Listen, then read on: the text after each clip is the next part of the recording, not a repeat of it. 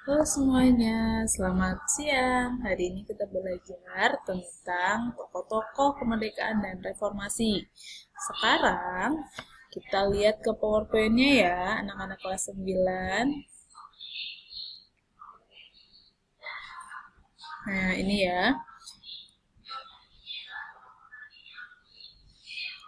Nah, di Agustus lalu, kalau sekarang kan bulan September ya, di Agustus lalu merupakan bulannya bangsa Indonesia.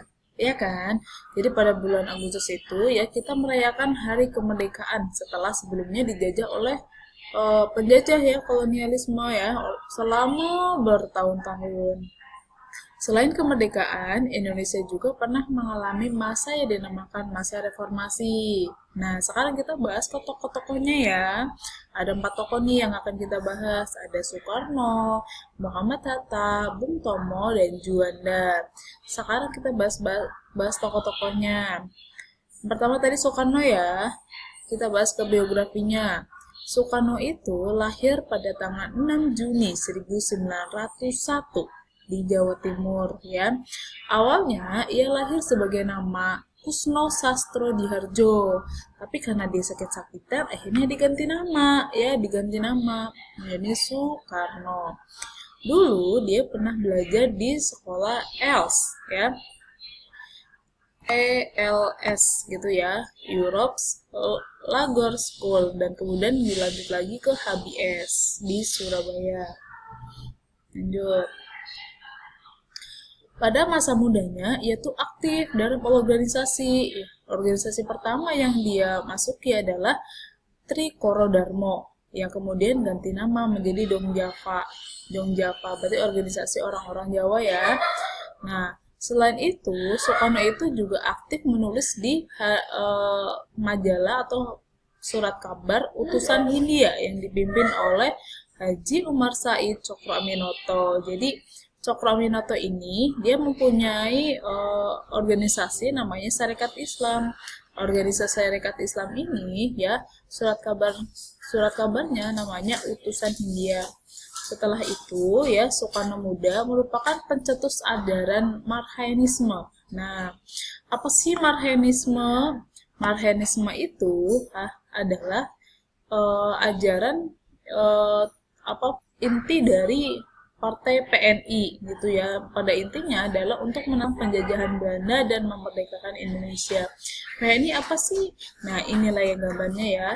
Jadi PNI itu adalah partai ya, Partai Nasional Indonesia yang berideologi Marhaenisme. Itu tadi ya yang saya jelaskan Marhaenisme. Selanjutnya, selain perjuangan pada masa Belanda ya, dia juga melakukan perjuangan pada masa pendudukan Jepang. Berbeda di masa sebelumnya ya. Pada masa pendudukan Jepang, perjuangan kemerdekaan ini dilakukan secara kooperatif melalui keikutsertaan dalam organisasi-organisasi bentukan Jepang. Contohnya ada BPUPKI ya.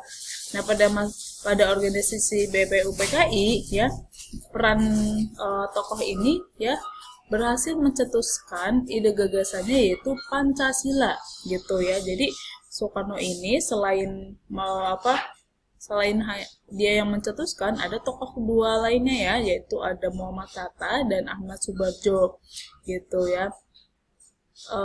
Di rumah Laksamana Tadasi Meda dia berhasil mencetus naskah proklamasi. Kemudian Soekarno dan Hatta juga ya menandatangani teks proklamasi tersebut, kemudian membacakannya pada tanggal ya kamu tahu sendiri ya.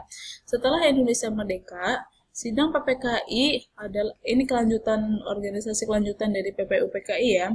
Namanya PPKI dilanjutkan pada tanggal 18 Agustus. Jadi 1 hari setelah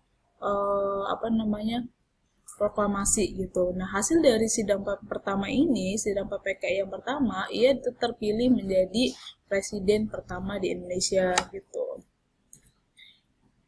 Nih, ada informasi tambahan ya. Jadi berdasarkan keputusan presiden ya, nomor 81 tahun 1986, tanggal 23 Oktober 1986, tokoh ini ya Soekarno ini dikukuhkan sebagai pahlawan proklamator. Di tahun 2012, Soekarno juga dikukuhkan sebagai pahlawan nasional berdasarkan keputusan Presiden tahun 2012. Nah, tadi itu Soekarno ya. Sekarang kita ke tokoh selanjutnya, yaitu Muhammad Hatta. Ini biografinya. Dia itu lahir pada 12 Agustus 1902 di Bukit Tinggi, di Sumatera ya. Beliau menempuh pendidikan dasar di Sekolah Melayu. Setelah itu, ia melanjutkan ke pendidikan Belanda, namanya ILS gitu. Kemudian, ia mengambil pendidikan lanjutan, namanya Sekolah Mulo. Ini sekolah Belanda juga di Padang. Muhammad Hatta ini ya, ia juga aktif dalam organisasi namanya Jong Sumatran Bond. Kalau tadi Soekarno namanya Jong Java atau Trikoro Darmo, kalau masa remajanya Hatta ini aktif dalam organisasi namanya Jong Sumatran Bond. Jadi organisasi di Sumatera gitu ya. Kesadaran nasionalnya ini muncul ya dan semakin berkembang ketika ia menghadiri berbagai pertemuan politik gitu. Pada 1921 ia kemudian menempuh pendidikan di Belanda ya, yang lokasinya di Rotterdam. Ketika bersekolah di Rotterdam, ia aktif dalam berbagai organisasi. Nah, organisasi yang yang paling besar ya, yang diikuti gitu ya, namanya Indische Vereniging. Ini gambarnya ya di situ ya. Nah, Indische Vereniging ini ya setelah berubah ya setelah 1925 ya, berubah nama ya, berganti nama menjadi Perhimpunan Indonesia setelah tokoh-tokohnya pulang lagi ke Indonesia. Jadi pada saat di Belanda namanya Indische Vereniging ya, setelah kembali ke Indonesia namanya Perhimpunan Indonesia. Lanjut. Sejak berada di Belanda, ya, Hatta ini terus memperjuangkan kemerdekaan dengan menentang kolonialisme dan imperialisme Belanda gitu ya.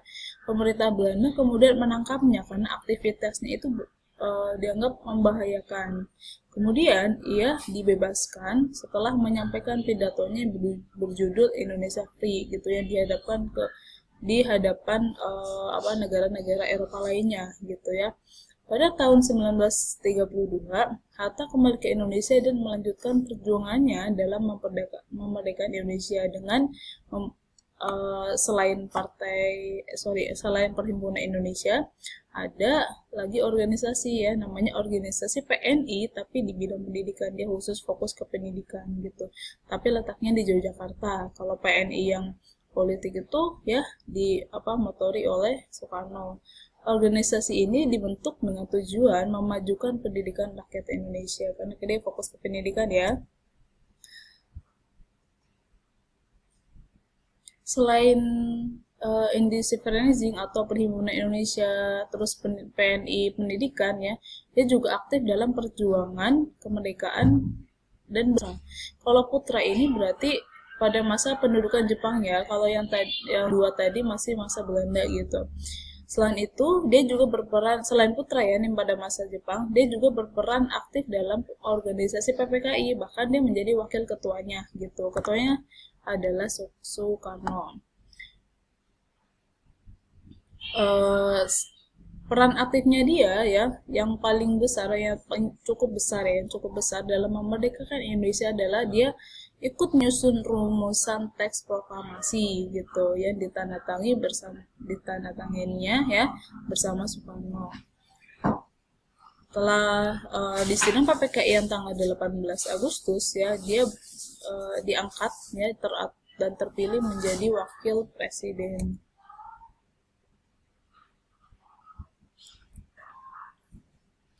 Nah, sesuai Surat Keputusan Presiden tahun 1986, ia dianugerahi gelar pahlawan proklamator. Di tahun 2012 juga ia dikukuhkan sebagai pahlawan nasional gitu ya, sama seperti Soekarno. Nah, sekarang ke Bung Tomo ya. Ini fotonya ya di sini ya. Bung Tomo itu ya, nama lengkapnya itu Sutomo ya, merupakan tokoh pahlawan nasional pada awal kemerdekaan ya. Dia dilahirkan di Blauran di Surabaya pada 1920. Bung Tomo ini dikenal sebagai pengobar semangat tempur pada peristiwa 10 November 1945. Meskipun ia memimpin rakyat pertempuran, tetapi pada dasarnya dia tidak punya latar belakang pendidikan militer gitu. Minat Bung Tomo justru malah ke bidang jurnalisme gitu. Ketika Jepang berkuasa di Indonesia, bahkan ia kerja di kantor berita Dome pada bagian bahasa Indonesia untuk seluruh masyarakat Jawa Timur, khususnya di Surabaya gitu.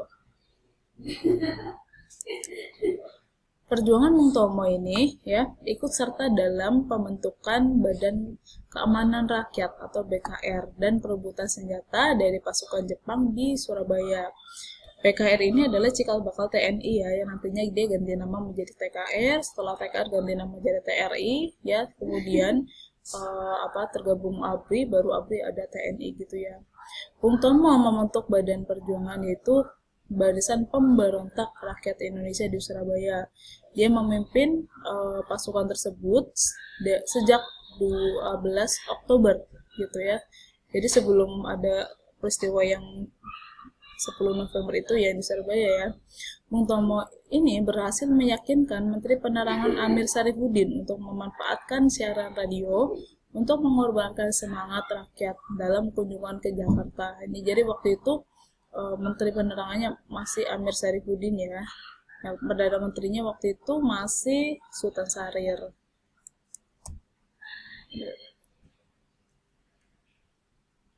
Nah, jadi karena dia minatnya dalam bidang jurnalisme ya, dia akhirnya membangun pemancar radio sendiri, yaitu namanya ya Radio Pemberontakan gitu. Radio Pemberontakan memegang peranan penting dalam perlawanan Surabaya yang 10 November itu ya. Nah, melalui siaran radionya tersebut dia menyampaikan pidatonya. Seperti apa sih pidatonya? Jadi gini ya. Selama banteng-banteng Indonesia masih mempunyai darah merah yang dapat membuat secari kain putih menjadi merah dan putih, maka selama itu pula kita akan tidak mau menyerah kepada siapapun. Seperti itu ya penggalan pidatonya dia ya. Akhirnya ya setelah itu kemudian masyarakat jadi terkobar semangatnya gitu. Singkat cerita kemudian pada tahun 2008 baru diberi gelar pahlawan gitu secara resmi oleh pemerintah ya melalui Kepres tahun 2008 nomor 41. Tadi Bung Tomo, sekarang ke Juanda. Oke, Juanda. Juanda nama panjangnya adalah Juanda Kartawijaya. Kamu pernah kan ke Bandara Juanda yang di Surabaya itu gitu. Tadi kan kita ngomong tentang Surabaya ya, jadi kita sedikit menyerempet gitu dekat dengan bahasan itu gitu ya. Tahu kan ya Bandara Juanda? Kalau nggak tahu sih nggak apa-apa ya. Ternyata kenapa dinamakan Juanda? Karena pada saat itu ya yang mengusulkan di bandara di sana ya di Surabaya adalah Juanda gitu. Biografinya di sini ya. Biografi Juanda bisa kamu baca di situ. Dia lahir di Tasikmalaya ya pada 14 Januari 1911. Ia adalah politisi yang menjabat sebagai Perdana Menteri. Jadi pada masa kita tuh pernah mengalami masa parlementer ya atau demokrasi parlementer di mana Presiden Soekarno hanya menjadi kepala negara dan kepala pemerintahnya adalah Perdana Menteri. Nah, ini ya. Juanda ini ya menjadi Perdana Menteri terakhir di demokrasi terpimpin gitu ya. Demokrasi terpimpin itu berlangsung tahun ya 1950 sampai 1959. Nah, Juanda ini ya memegang Perdana Menteri ya pada 57 sampai 59 gitu. Jadi sekitar 2 tahun hampir 3 tahun ya. Pada masa pergerakan nasional, Juanda bergabung dalam beberapa organisasi. Jadi sebelum kemerdekaan dia bergabung di organisasi namanya Budi Utomo dan Paguyuban Pasundan. Jadi kalau tadi Soekarno itu tergabung dalam Trikordarmo yang nanti ganti nama jadi Jong Java, terus tadi Bung Hatta gabung dalam Jong Sumatran Bond karena memang dia masyarakat Sumatera gitu ya. Kalau Juanda karena dia orang Tasik ya, berarti gabung dalam organisasi Paguyuban